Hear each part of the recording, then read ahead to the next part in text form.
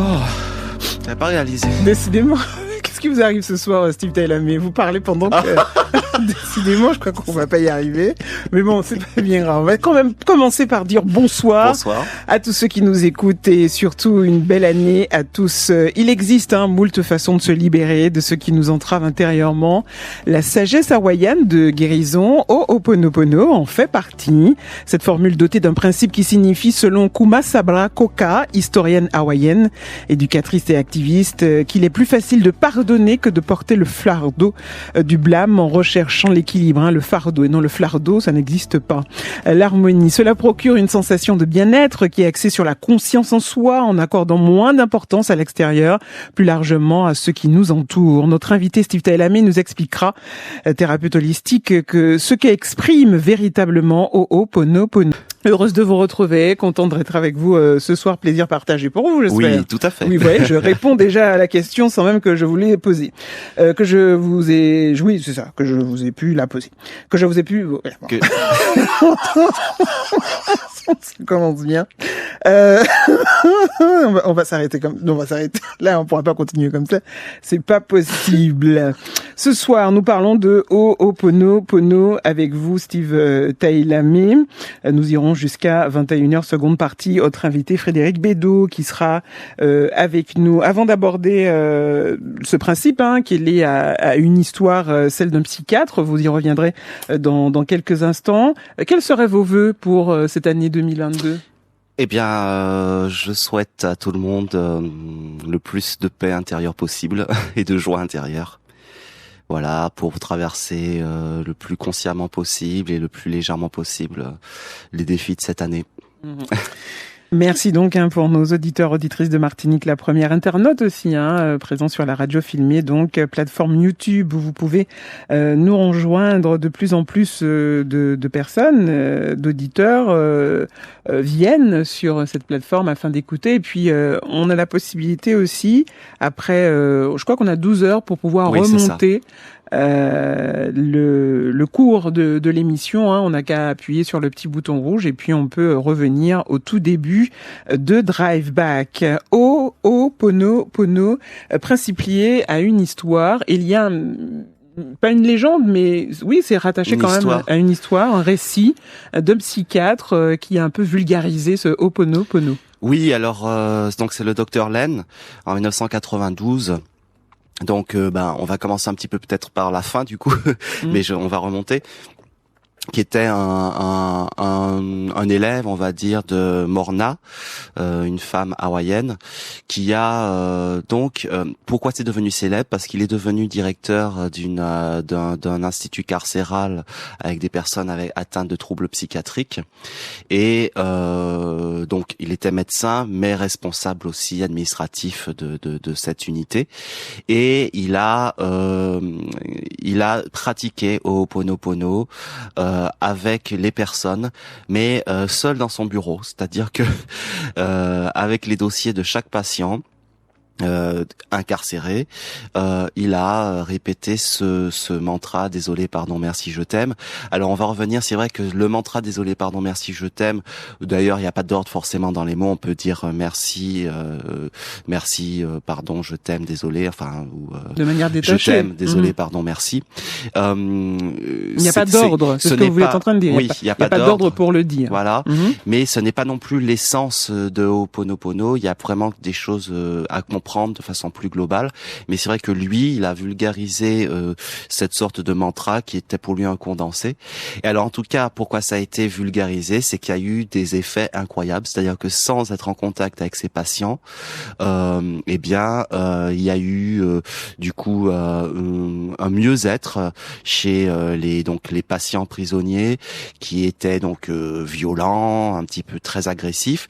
Il y avait dans cette structure beaucoup d'absentéisme parmi les infirmiers, les personnes responsables, parce que c'était un contexte très stressant.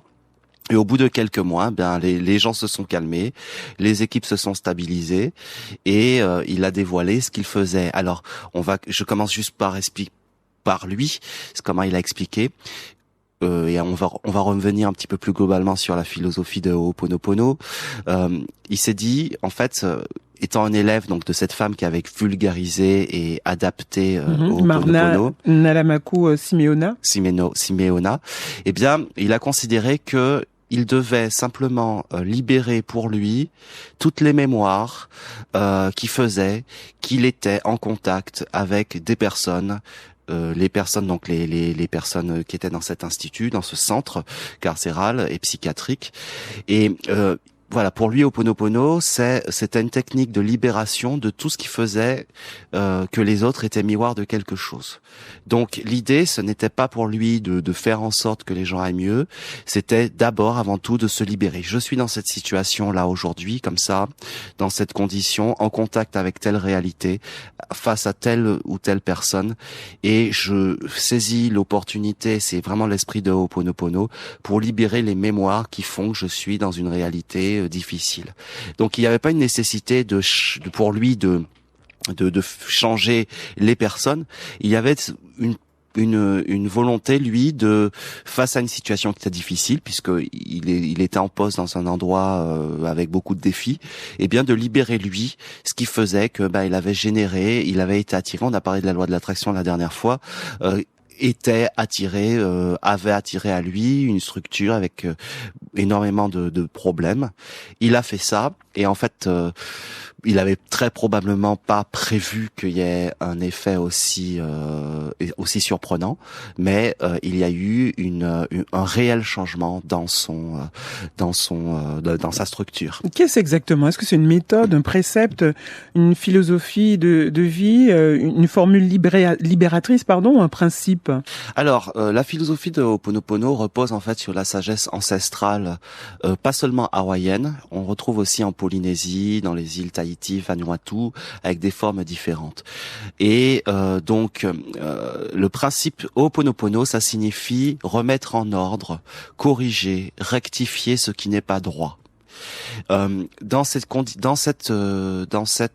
philosophie donc de Ho'oponopono, donc c'était vraiment avec il y avait vraiment une fonction sociale. Il y avait dans les villages quelqu'un qu'on appelle le guérisseur par la parole, prêtresse ou prêtre, homme ou femme, qui était là pour permettre aux familles de régler leurs problèmes entre familles ou à l'intérieur des familles. Et l'idée, c'est que chaque problème, même une maladie physique ou psychique, même le trouble, un trouble physique chez un enfant, est révélateur dans cette tradition qui, je pense, est encore un petit peu pratiquée. Est révélateur d'un trouble, de quelque chose à pardonner, à rectifier. Tout fait signe, et chaque élément conflictuel doit être aussi réglé, remis en droiture, on va dire, rectifié, afin qu'il n'y ait pas de création de problèmes.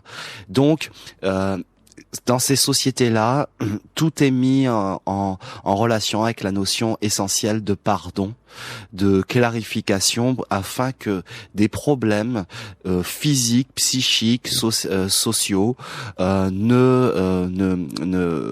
n'apparaissent pas, résultant de conflits qui n'auraient pas été réglés.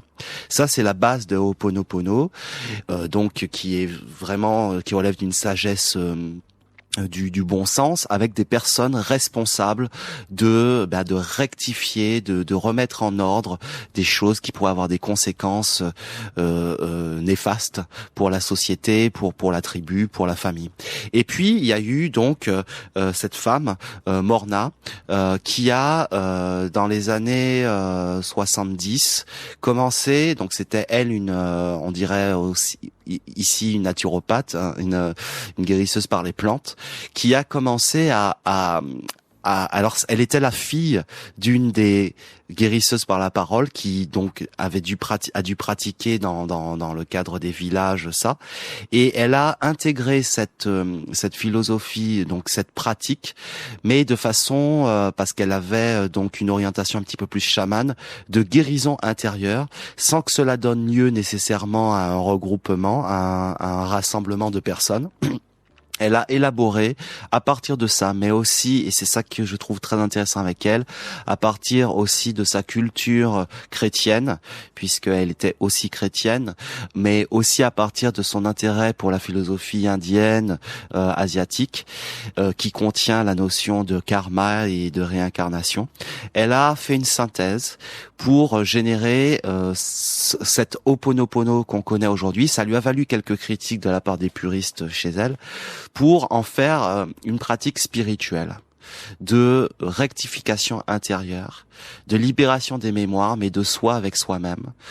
Et toujours dans cette idée qui était très novatrice, que ce que la réalité nous montre, ce que nous vivons, est le résultat de mémoires enfouies qui ne sont pas visibles, mais qui deviennent visibles à travers ce que nous vivons. Donc, par contre, Morna intégrait ce désolé, pardon, merci, je t'aime dans quelque chose de beaucoup plus vaste, qui correspondait plus à une prière. Et elle a énormément développé cette notion de supraconscient, conscient, subconscient. Vraiment, la technique de Ho'oponopono n'était plus seulement une technique sociale de régler des problèmes interpersonnel ou entre familles, mais de libérer, de dégager, de nettoyer son subconscient de toutes les mémoires qui génèrent des situations douloureuses. Et voire même limitante. Nous parlons de Ho'oponopono ce soir avec Steve Tailame, thérapeute holistique agrégé de philo et de lettres. Quand vous parlez de Ho'oponopono, qu'est-ce exactement vous venez de le définir et de préciser aussi d'où ça vient. Il y a un certain nombre de variantes dont vous allez nous parler ce soir. Mais c'est quoi la véritable action de cette méthode Ho'oponopono ? En fait, le socle, le pilier de cette méthode, donc, c'est une compréhension, une acceptation de l'idée que tout ce qui arrive est une occasion d'aller regarder ou, en tout cas, de conscientiser des choses qu'il y a en nous. Et alors, ces choses qu'il y a en nous, si on revient sur les textes de cette femme, peuvent être d'origine transgénérationnelle aussi. Il y a cette idée que, je prends conscience que peut-être telle situation, relève de mémoire intergénérationnelle, transgénérationnelle entre cette personne et moi. Qui vient des ancêtres. Qui vient des ancêtres, des choses que je porte. Aux générations descendantes. Voilà. Puisque quand je vous expliquais tout à l'heure que on considérait par exemple que la maladie d'un enfant dans un village pouvait être le signe de conflits cachés, c'était ça beaucoup. Donc quand on était malade, le guérisseur par la parole faisait se réunir les parents pour essayer de faire ressortir éventuellement s'il n'y avait pas un conflit latent entre eux qui rendrait cet enfant malade. Là, on le faisait de façon collective. Or qu'avec Morna, elle a voulu aussi que ça soit une méthode avec une particularité singulière, c'est-à-dire que quelqu'un, un individu, peut le faire soi avec soi-même. Alors, c'est vrai que aux racines de Ho'oponopono, il y a quelqu'un d'extérieur qui fait faire, ce travail de rectification, de remise en ordre pour libérer. Une réinitialisation? Oui. Un peu. Voilà. Tandis que, avec la méthode de Morna, il y a vraiment une prise en charge par soi-même de ça. Alors, c'est une des fonctions premières, en tout cas de la pratique de Ho'oponopono, c'est d'accepter non pas une culpabilité, mais une responsabilité sur ce que nous vivons. Non pas une responsabilité dans le sens seulement où nous avons créé ça, c'est pas ça la question. Ni de culpabilité. Ni de culpabilité encore moins, mais simplement la conscience. Et je vais encore évoquer la physique quantique parce que maintenant il y a d'autres livres, notamment le livre de notre docteur qui s'appelle Luc Baudin, qui a écrit 2 livres et son épouse au moins 2 ou 3 livres aussi sur cette méthode, qui font vraiment le lien entre la pratique de Ho'oponopono et une compréhension en relation avec la physique quantique. Cette idée que il s'agit pas de se dire simplement je suis responsable. Bien sûr, il y a des choses on peut pas dire je suis responsable de choses qui qui en apparence n'ont vraiment rien à voir. C'est très difficile pour des gens qui vivent des choses très dures aussi. C'est pas ça la question, c'est une compréhension finalement que nous sommes tous un et que la réalité n'est jamais par hasard. Voilà, si on peut en rester là, sans aller plus loin. De se dire qu'aujourd'hui, et de plus en plus, de se dire qu'aujourd'hui, nos actes ont une répercussion. Oui, et que ce que nous vivons aujourd'hui est la répercussion d'un état d'être intérieur, mais aussi de choses que nous portons que nous ne connaissons pas, que ça soit d'ordre karmique, ça elle développe, soit d'ordre transgénérationnel. Et parfois aussi que la situation est peut-être là pour nous apprendre à dépasser des choses aussi. Ce n'est même quelque chose qui est difficile, eh bien peut avoir une fonction initiatique de compréhension. Mais derrière cette pratique de Ho'oponopono, il y a vraiment donc face à une situation comme celle-là, je demande que toutes les mémoires, en fait, c'est le principe que développe donc cette femme. Je demande que toutes ces mémoires qui ont créé cela, que ces mémoires soient héritées de mes vies passées, de réalités parallèles ou de mon passé transgénérationnel, je demande que cela soit nettoyé, transmuté en pure lumière. Et là, on est dans une réelle relation avec le principe de l'alchimie, c'est-à-dire ce que la réalité me montre, elle me montre du plomb, elle me montre quelque chose de vaseux, de douloureux. Je vais y placer de la conscience, même si je ne sais pas tout dans les détails consciemment par le mental, mais je conscientise que voilà, cette situation-là est une occasion de mettre en lumière, pas forcément pour le mental, hein, parfois on peut avoir des intuitions, il y a des choses qui sont expliquées parfois hein, par rapport à certaines situations, mais simplement au niveau quantique, on dira énergétique, voilà. Je sais pas ce dont cette situation est le résultat, mais je sais qu'elle me révèle quelque chose. Dont j'ai envie de me libérer. Dont j'ai envie de me libérer. Il y a des choses qui sont bénéfiques, n'empêche. Voilà. Même si on arrive à les lire, même si on arrive à avoir une lecture là-dessus, mais le plus souvent, on a envie de s'en libérer, on a envie vraiment de s'en débarrasser. Alors c'est intéressant parce que justement dans cette pratique de Ho'oponopono, il y a aussi cette notion qui est assez récurrente finalement d'être détaché du résultat. Quand je suis dans de ne pas juger. Oui. De ne pas se juger lorsqu'on est dans ce principe de Ho'oponopono. De ne pas se juger. Alors c'est sûr, oui, dans ce sens-là, c'est l'acceptation de la situation. Et c'est vrai que dans ces 4 mots, pardon, désolé, merci, je t'aime, le je t'aime, c'est j'aime cette situation, je m'aime dans cette situation. Je me pardonne d'avoir créé cette réalité douloureuse, derrière le pardon. Je suis désolé, on va revenir tout à l'heure dessus, sur ces mots, mais c'est je reconnais, je vois, je prends acte de cette situation. Et mais quand on fait ces phrases-là, ou quand on est dans une compréhension de Ho'oponopono, l'idée, ce n'est pas forcément de faire en sorte que la situation change, même si on le voudrait, le mental le voudrait. Parfois, il y a des gens qui font Ho'oponopono pour certaines choses, c'est notre regard sur la situation, c'est notre façon de vivre la situation qui va être différente. Par exemple, pour prendre encore un exemple lié au cadre de vie, hein, on peut faire Ho'oponopono si on est coincé dans un espace de vie qui ne nous convient pas, parce qu'on n'a pas les moyens d'aller ailleurs, etc. On peut faire Ho'oponopono par rapport à la situation d'être dans un lieu où on a vraiment des problèmes de voisinage ou d'équipement ou relationnel. Et peut-être que ce qui va venir une fois que les mémoires seront nettoyées, ce n'est pas qu'on va aller ailleurs, mais que les choses vont s'assainir, que notre rapport à la situation va s'assainir. On va se rendre compte qu'on va trouver des solutions, que finalement c'était pas si compliqué. Là, on est dans une forme de répulsion, c'est-à-dire que là, l'aimant n'attire plus, il repousse. C'est comme si on repoussait tout cet environnement un peu négatif, pessimiste autour de soi. Donc c'est à ce que ça sert. Ça sert aussi à limite à se protéger un peu de cet environnement, de cet extérieur qui nous fait tant de mal. On commence par être dans un travail. On peut commencer au Ho'oponopono, avoir envie de le faire parce qu'on est dans un rejet, dans une répulsion. Mais si on est vraiment dans la vibration qui correspond, qui convient, on va faire Ho'oponopono Ho'oponopono sans attendre d'un résultat précis pour aller mieux.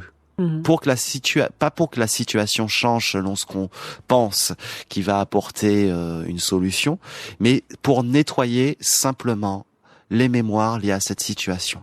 Et parfois, en nettoyant les mémoires, eh bien, on n'aura pas besoin de changer d'endroit, mais notre réalité dans cet endroit va changer. Pareil pour un relationnel. Et en fait, parfois il y a des gens qui se disent, c'est le docteur Luc Baudin qui cite ça, une dame, un docteur en médecine qui s'est beaucoup intéressé à Ho'oponopono, il a écrit et il dit voilà, il y a une dame qui vient et qui me dit j'aime beaucoup Ho'oponopono, j'en fais tout le temps, j'aime vraiment, j'adore, mais ça ne fait rien. J'ai un gros problème pour lequel je fais Ho'oponopono et ça ne marche pas. Mais maintenant, je m'en fiche de ce problème. Et il lui dit, en fait, c'est parce que ça marche. C'est-à-dire que votre problème, peut-être que l'idée, c'est de vous libérer de toutes les mémoires qui font que ce problème est un problème pour vous. Parce que maintenant, si vous en fichez, c'est que ce n'est plus un problème, vous êtes dans l'acceptation. Et c'est vrai que dans cette philosophie-là, il y a cette notion d'accepter, d'aimer. D'ailleurs, il y a une phrase qu'elle dit, « Chère mémoire, je vous aime. » Et je vous remercie de l'opportunité qui m'est donnée maintenant de vous libérer. Ça permet quoi d'ailleurs de prononcer non seulement les 4 mots ou expressions que vous avez utilisés tout à l'heure, désolé, pardon, je t'aime, merci, oui. Et aussi de pouvoir mettre des mots sur ce qui nous blesse, ce qui est difficile, ce qui est dur dans notre vie. On dirait qu'il faut l'invoquer. Qu'est-ce que ça fait, l'invocation de tout ça par rapport au Ho'oponopono? Alors c'est vrai que là il y a une petite nuance par rapport à ce que Morna disait et puis le docteur Len, où avec le docteur Len, ça devient un petit peu plus mantra, ces phrases, tandis que chez elle, il y a vraiment quelque chose de l'ordre de l'invocation. Effectivement, et se connecter à ce super conscient qu'elle divinise quelque part. Donc là, on est dans quelque chose de très jungien, de très de très spirituel, et il y a cette offrande de ces mémoires. Je vous offre en fait à quelque chose, à ma super conscience, à la dimension suprême en moi, qui va nettoyer. Donc elle, c'est vrai qu'il y a à la base, il y a vraiment cette spiritualité, cette conscience ouverte, qui effectivement va placer de l'amour, de la compréhension, parce que forcément dans ce mouvement, on est dans un pardon aussi à soi-même, dans une pacification intérieure, et c'est ça en fait le principe même de Ho'oponopono, c'est de venir en paix finalement avec une situation, qu'on la change ou qu'on la change pas, mais de toutes les façons il y aura une évolution, une transmutation, une transformation de ce plomb en pure lumière. On nettoie pour. Alors, vous savez que quand vous parlez comme ça me fait penser à soit un smartphone ou par exemple un ordinateur, où on nettoie. Voilà, c'est ça. On fait un reset, on enlève tout ce qui n'est pas bon, tous les fichiers qu'on n'utilise plus dans la mémoire, afin de faire de l'espace, afin de faire du vide. Le vide est important pour continuer le chemin de vie que l'on a commencé, et par rapport à Ho'oponopono, on peut le faire parce que on s'occupe de l'être. Tout à fait, c'est exactement ça. C'est-à-dire qu'il y a une sorte de réinitialisation, et cette réinitialisation, elle passe par la libération, le dégagement, un nettoyage de ce qu'on pourrait considérer être dans le disque dur d'un subconscient qui crée une réalité inconsciente. Inconsciemment, on ne le sait pas, mais elle crée. Et ça rejoint un petit peu ce qu'on disait la dernière fois quand je parlais de la loi de l'attraction, où Coué, il dit, en fait, ce qui crée votre vie, c'est pas votre volonté, c'est votre inconscient. C'est exactement le même principe. Et donc, ces personnes-là, Coué, et ainsi que Morna, ont vraiment, à travers toute une étude de la philosophie et je pense aussi scientifique, de la psychologie humaine, ont vraiment touché du doigt cette notion effectivement de nécessaire réinitialisation de ce entre guillemets disque dur qu'on pourrait appeler notre subconscient, notre inconscient. Ho'oponopono permet de se connecter à une forme de sagesse dont on parle ce soir, et ses variantes, une formule libératrice, une forme de principe, voire même comme une prière dont vous avez parlé, Steve Taillamé, thérapeute holistique, jusqu'à 21h.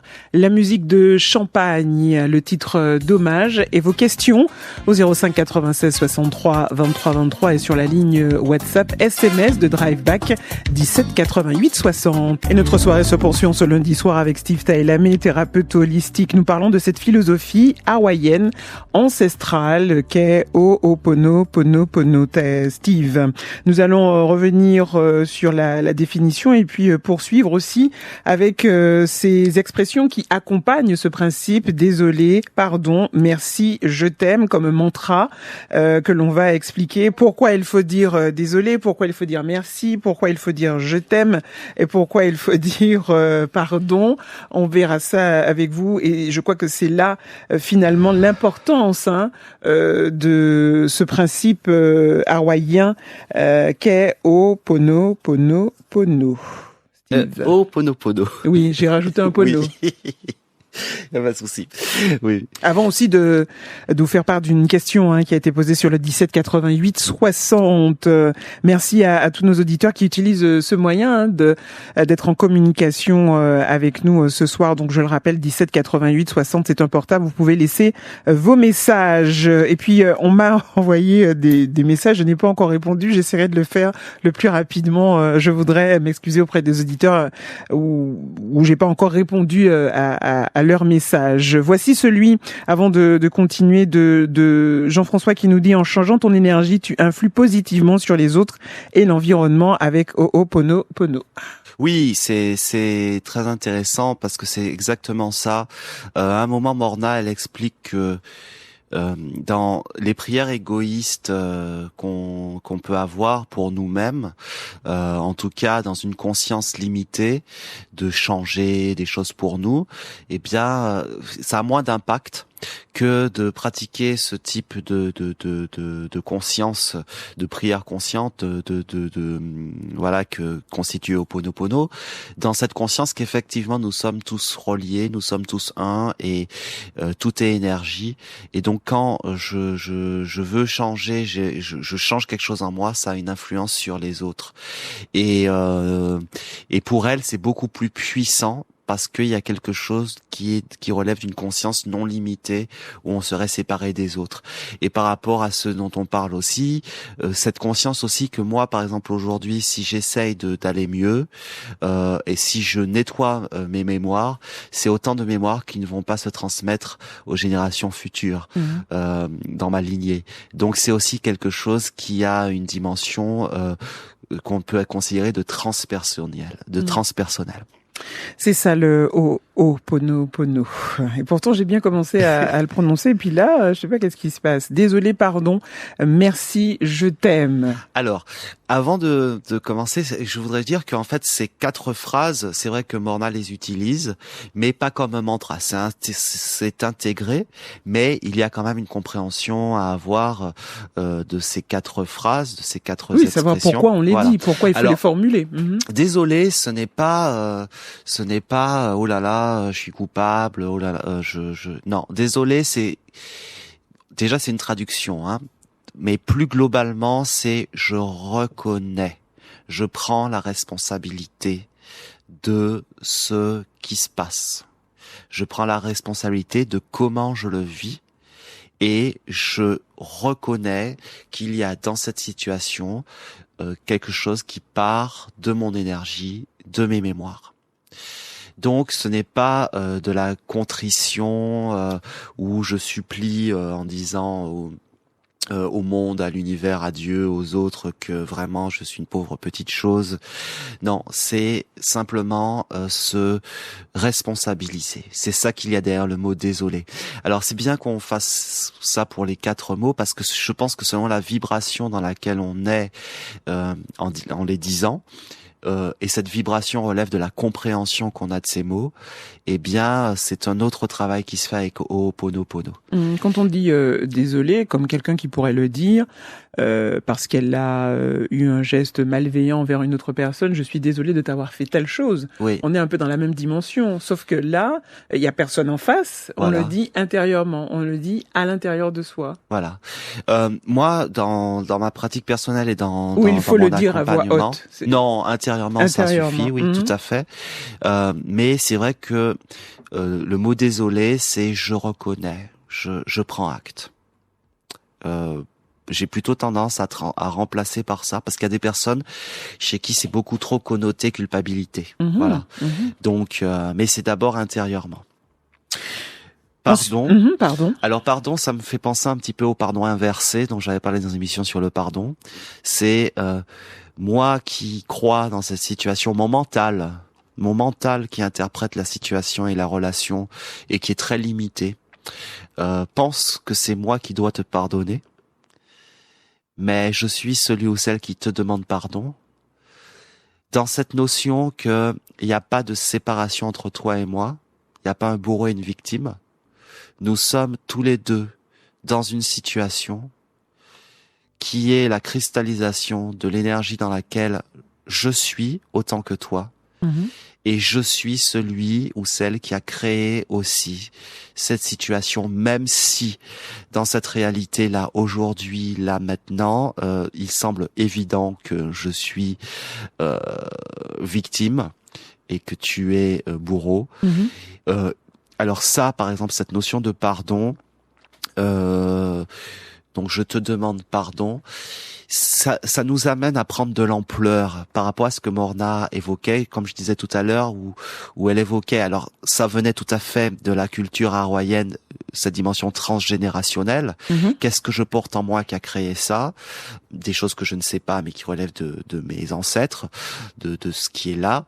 Mais ça n'était pas dans la civilisation hawaïenne, en tout cas polynésienne, la notion karmique. Peut-être que dans une vie passée, c'est moi qui t'ai fait ce que tu me fais et nous sommes dans une relation karmique.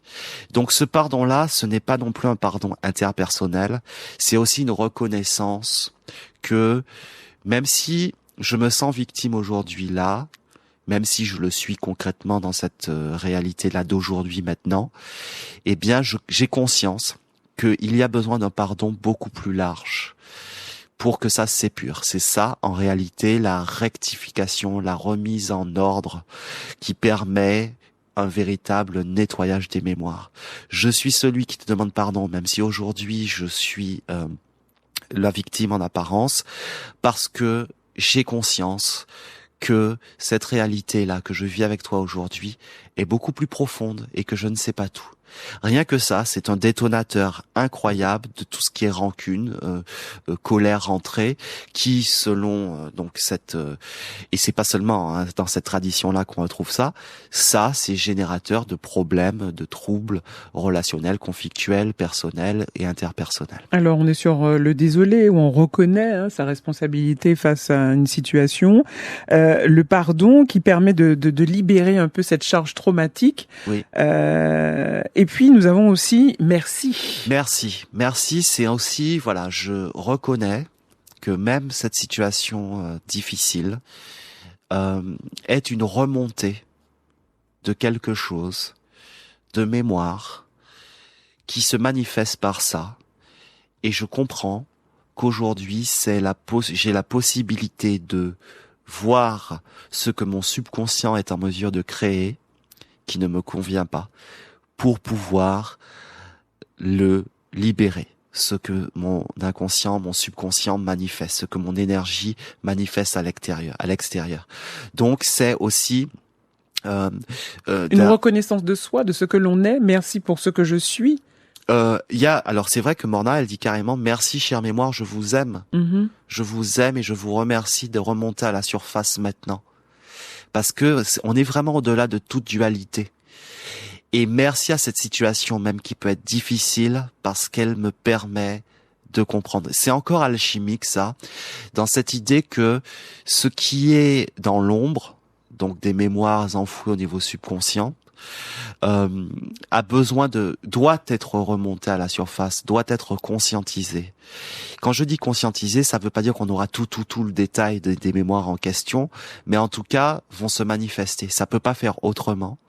C'est ce qu'on appelle les leçons de la vie, c'est ce qu'on appelle les défis qui nous font grandir, eh bien chaque situation est une opportunité de libérer. Alors ça arrive à des moments, cette libération, ou bien de faire remonter toutes ces mémoires à la surface, lorsqu'il y a des moments de colère, des moments de peur. Oui, des moments de situation où on peut se sentir bloqué, des situations relationnelles difficiles, des rancunes, effectivement, des choses comme ça où finalement,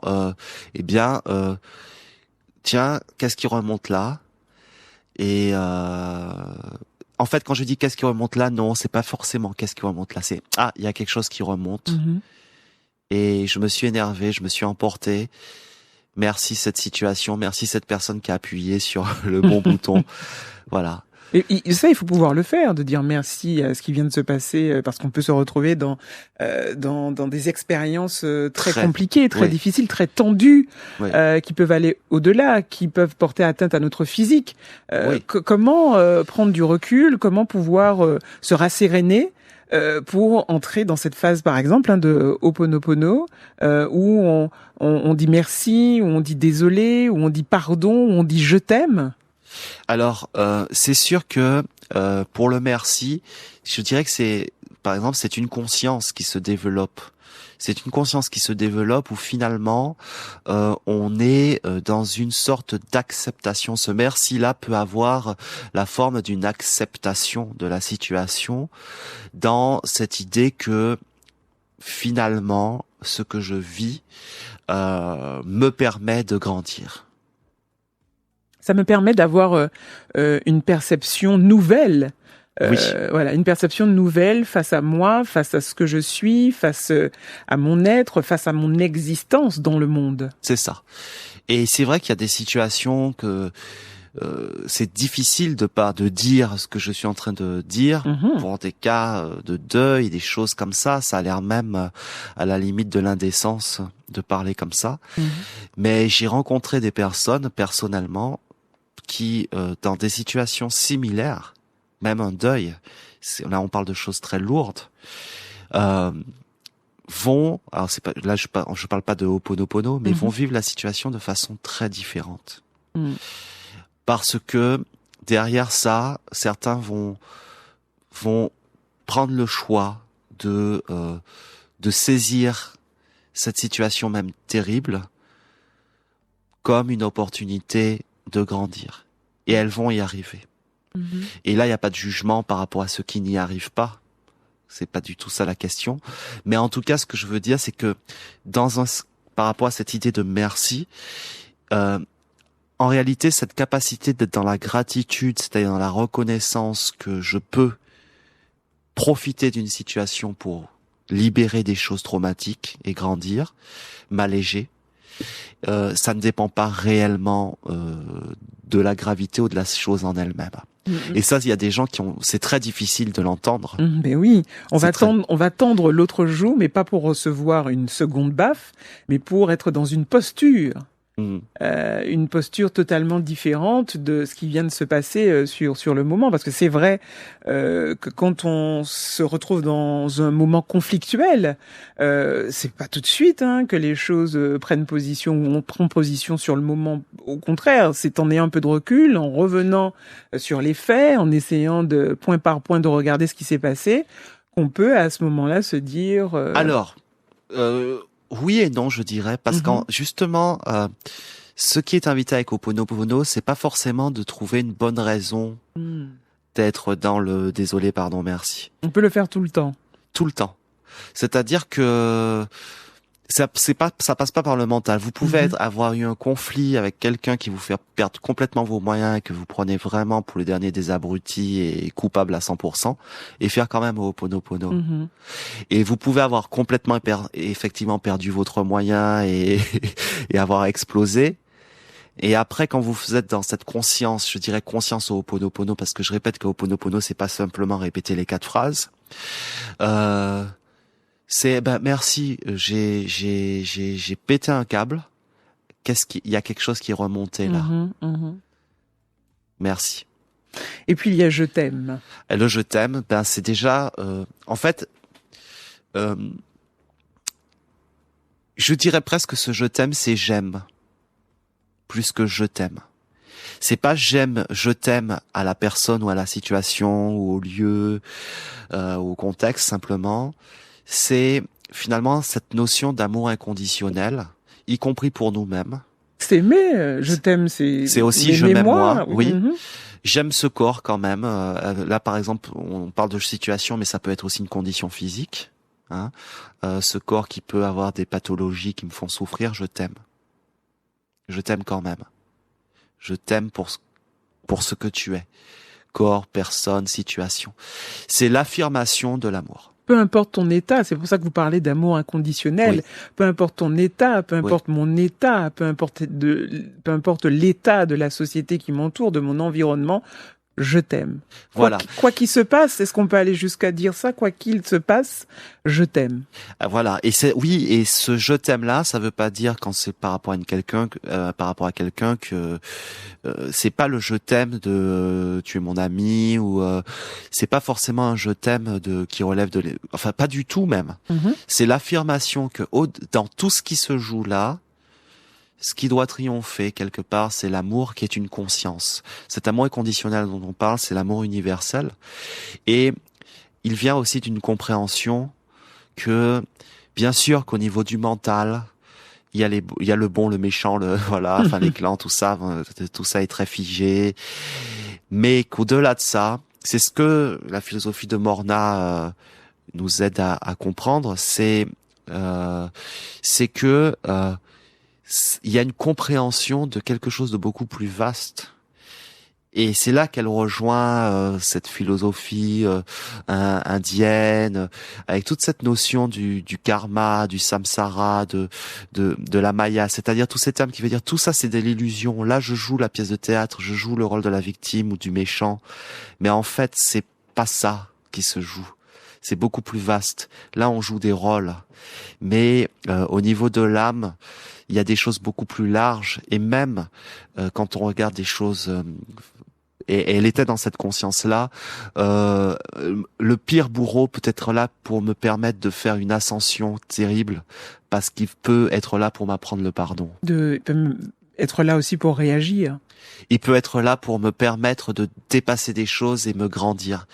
Et ce pardon-là, c'est aussi le pardon de l'éveil spirituel. C'est-à-dire que quand on arrive à vivre plus ou moins, ce qui veut pas dire ne pas avoir des moments où on remonte, où les choses remontent et on expérimente ce qu'on a expérimenté, mais quand on arrive à vivre de plus en plus dans la conscience Ho'oponopono, eh bien en fait c'est le pardon, c'est l'acceptation. Où oui, certes, telle situation me fait vivre telle chose, mais dans cet exercice de Ho'oponopono qui est un exercice spirituel, il y a toujours plus vaste.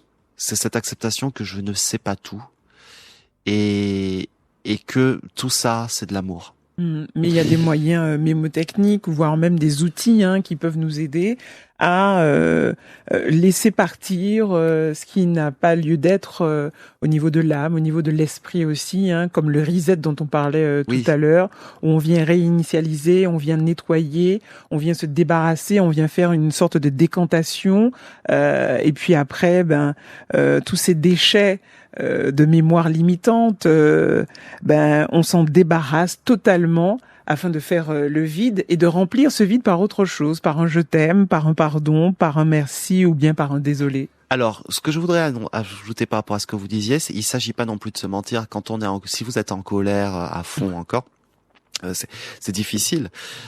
C'est pour ça que ce n'est pas pour moi. Pour moi, désolé, pardon, merci, je t'aime, c'est pas un mantra magique qui va tout régler.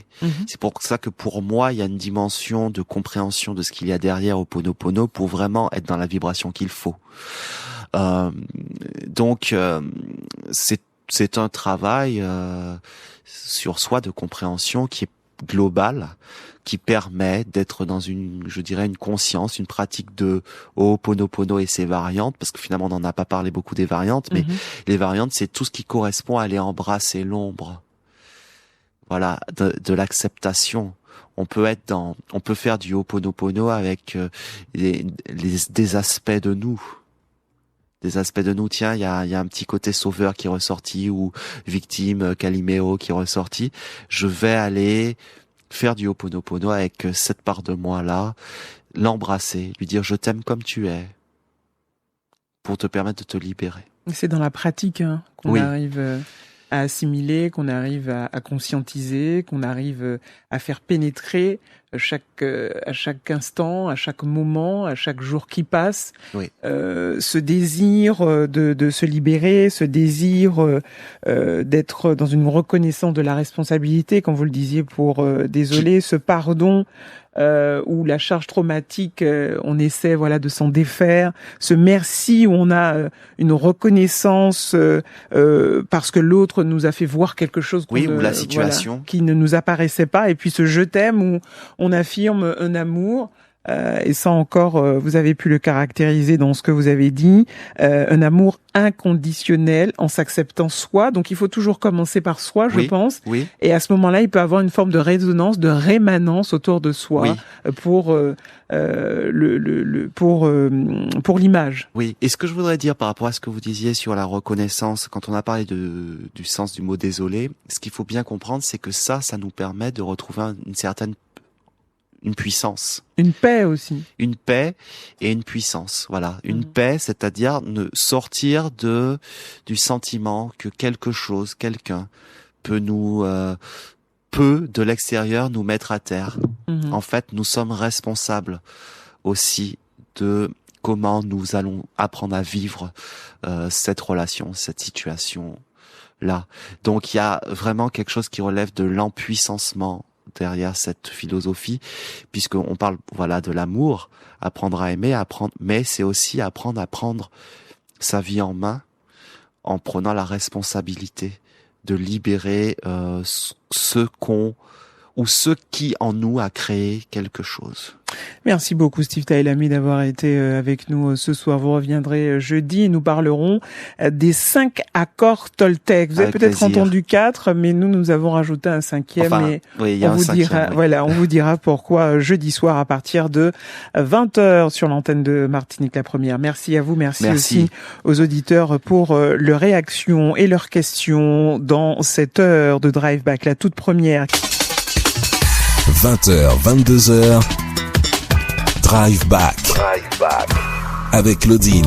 Et nous venons tout juste de terminer cette émission spéciale sur cette sagesse hawaïenne, une très belle philosophie, donc Ho'oponopono.